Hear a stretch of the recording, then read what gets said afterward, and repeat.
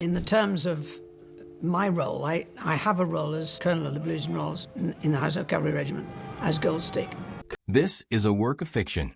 All characters, events, and institutions depicted are invented and do not represent real people, living or dead, or any actual royal family. There are moments in the life of an institution that look like gestures. They are framed as gestures. The people involved in them are careful to ensure that the official version of events describes something modest, something natural, nothing that would require the people on the losing end of it to feel the full weight of what has actually happened. But some gestures are not gestures at all. Some gestures are decisions, permanent ones, dressed in the language of informality, so they are easier to absorb. This is the story of one such decision, and of the 3 women who stood at the center of it when it finally arrived. To understand how it began, you have to go back, not to the wedding that made Duchess Isabel a consort, not even to the coronation that made her a queen, but much further, to a woman named Margaret, second child of the old king, who had spent 50 years learning that in royal life, silence is a language all its own. Margaret was never the heir. She was never quite the spare either, not in the way her younger brothers had been. She occupied a stranger role, the family member who did the work nobody photographed, who showed up to the flood relief visits and the regimental dinners and the overseas trips nobody wanted, decade after decade, without asking for anything in return. She had built, over the length of a lifetime, something that cannot be inherited and cannot be granted by ceremony: institutional credibility. When Margaret raised a concern inside the family, it did not arrive as jealousy or grievance. It arrived as judgment, hard-won and difficult to wave away. For nearly 20 years, the thing Margaret had quietly reserved judgment about was Isabel. It was not personal, or at least not only personal.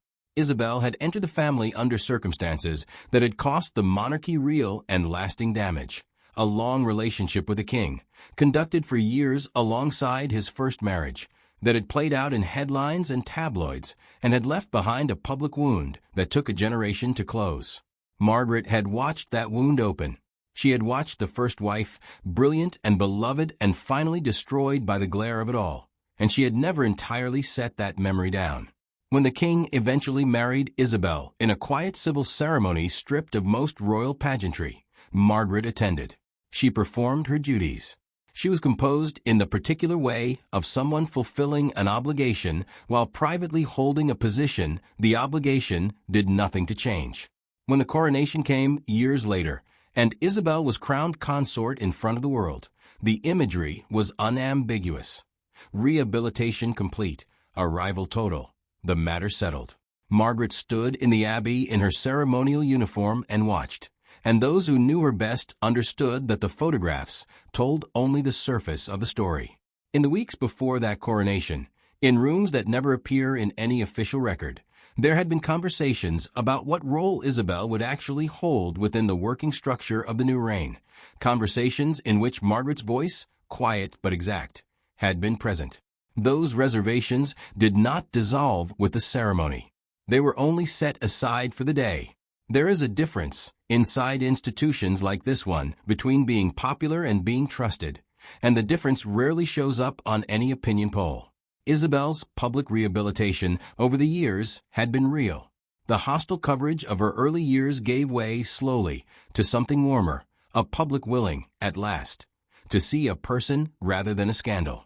By the time the old king died and her husband took the throne, a meaningful share of the public had made their peace with her as consort. Inside the family, and inside the household staff who quietly run these things, the picture was more complicated. Isabel's standing had always rested on a single source: her husband's devotion to her, and his willingness to spend his own political capital defending it. Remove him from the center of that equation, even partially, and her position became exposed in ways that a title could not disguise. It was his health that first exposed it. The diagnosis came in winter, a serious illness, carefully managed in public statements that were reassuring in tone and thin on detail. The palace said what it needed to say. But a diagnosis like that does something no press release can undo. It forces an institution to answer, in practical terms and in real time, a question that had previously been comfortable to leave theoretical. What does this family look like when the king is not fully at its center? The answer that emerged over those months did not point toward Isabel. It pointed toward two other women. One was Eleanor, the young duchess who had married into the family and had spent more than a decade quietly building something rare, genuine public affection, earned appearance by appearance, crisis by crisis. The other was Margaret herself, still working at an age when most of her contemporaries had long since stopped, still the person the household turned to when something needed doing and doing well. During the king's illness, it was Eleanor and Margaret who carried the visible weight of the working monarchy forward. And in the quiet, granular way that royal households actually function, not through announcements, but through who gets invited into which rooms, a picture began to form of what the institution looked like without Isabel at its center. It was not a flattering picture for her. Then came Eleanor's own crisis. Her illness, confirmed publicly the following spring, removed her from view for the better part of a year.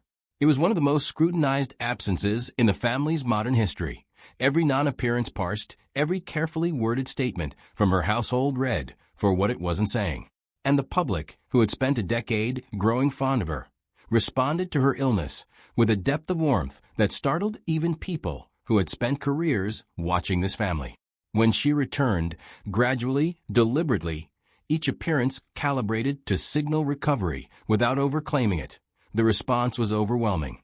She came back from illness with more public trust than she had left with, a nearly impossible thing to achieve, and she achieved it. Her husband's father, the king, watched this unfold with the attentiveness of a man who understood the mechanics of the institution at a cellular level, and something in his calculation shifted. Not suddenly, not in any single visible act that a historian could point to and date. It happened the way most consequential things happen inside old institutions, through an accumulation of small decisions that individually look routine and collectively amount to a statement. The briefings changed first. That is, the detail people who worked around the family kept returning to. Who gets briefed, at what level of detail, and how far in advance. That is where power actually lives inside a family like this, far more than in any title. Eleanor began to be included more directly, more fully, in a way that signaled something beyond courtesy. It signaled the specific, hard-won kind of trust that a man like the king does not extend quickly. The kind that is earned by how a person carries themselves under real pressure. Margaret's own reservations did not exist in a vacuum from any of this. They existed inside it, feeding it, sharpened by it. In the months surrounding the king's illness, she had said, in the careful and exacting language she used for her most serious institutional points, something like this: the monarchy's credibility going forward depends on clarity, on the public understanding plainly who is actually carrying the institution and why, on the alignment between formal titles and genuine trust, on avoiding the confusion that grows when the gap between the two becomes impossible to ignore. She never mentioned Isabel by name. She did not need to. The king, who had spent a lifetime learning that his sister's institutional judgment was uncomfortable more often than it was wrong, sat with what she said. He sat with it alongside his own observations of Eleanor's rising standing, alongside his deepening understanding, sharpened by his own illness, that questions of continuity were no longer abstract. And he made decisions. Not the kind announced in a press release. The quiet kind. The kind that reroute an institution's center of gravity without ever requiring anyone to admit publicly that it has moved. Isabel's proximity to the family's real decision-making receded. Not dramatically. Not through any single visible exclusion anyone could point to and call unfair. It receded the way these things always do in institutions built to look unchanged on the surface, gradually, and only visible to those close enough and patient enough to notice the pattern. She kept her title. She continued to stand beside her husband at public engagements, continued to perform the duties her position required. But something in the architecture around her had shifted, and the people who understood how these families actually operate, as opposed to how they present themselves, knew that shifts of this kind are rarely walked back. They are built upon. To understand why this reordering held rather than reversing, it helps to look at what each of the three women actually carried into it. Margaret's claim on the institution was the oldest, and, in its way, the simplest. She had been born into it. She had not married in, had not campaigned for a place within it. She had simply spent every year of her adult life in its service, without requiring public affection to sustain the effort. That foundation gave her a form of authority no title could confer, and no passing controversy could strip away. When she spoke inside the family, she spoke from 50 years of unbroken, unglamorous work. Nobody, not even the king, was in a position to simply dismiss it. Eleanor's claim was newer, but no less real. She had come from outside the family entirely, learned its rhythms, and built, through more than a decade of consistent, careful work, a public standing that had become, by the time of her illness, one of the most valuable things the institution possessed. What she had endured, and how visibly she had endured it, with composure the public could see and respond to, had done something no ordinary years of service could have done as quickly. It had converted personal difficulty into institutional trust. Isabel's claim, by contrast, had only ever rested on one pillar, her husband's devotion. It was a real pillar, and for years it had been sufficient. But a family structure, when it comes under pressure, tends to reveal which of its supports are singular and which are load-bearing across multiple points. Isabel's position, tested by the king's illness and by the shift of gravity toward Eleanor, turned out to be the former. What has settled over the family since is something insiders have taken to calling, quietly and without cruelty, managed relevance. It is a phrase worth sitting with because it does not mean removal, and it does not mean irrelevance. Isabel will continue to attend the engagements. She will continue to stand in the photographs. She will carry out every function her title formally requires of her. But the internal substance of her role, the proximity to real decisions, the depth of the briefings, the gravitational pull that determines who an institution actually organizes itself around, does not hold steady once it has begun to drain away. It moves in one direction, in small increments that mean nothing individually and everything together. Isabel is, by every account from those who know the household well, aware that something has shifted. She is navigating that awareness with the same composure that has always been one of her genuine strengths.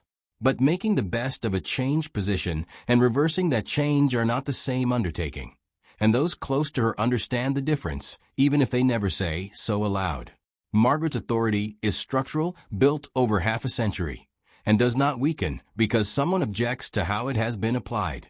Eleanor's rising centrality is built on public trust, earned across more than a decade and deepened, unexpectedly, by the worst year of her adult life.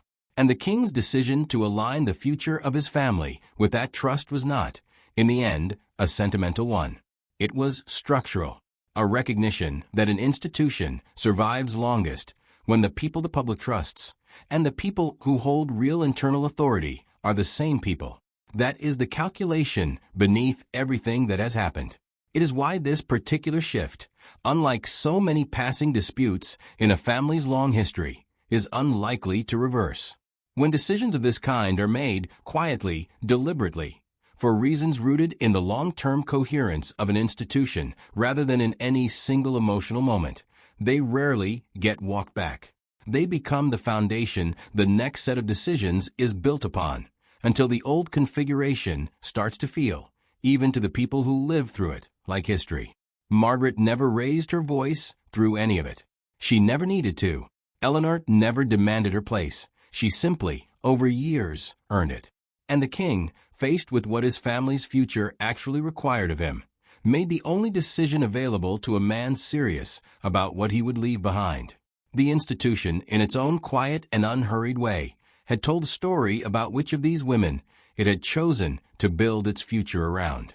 It is not a story anyone in the family will ever say out loud. It is not a story that needs to be. In houses as old as this one, the truest decisions are rarely spoken. They are simply gradually lived.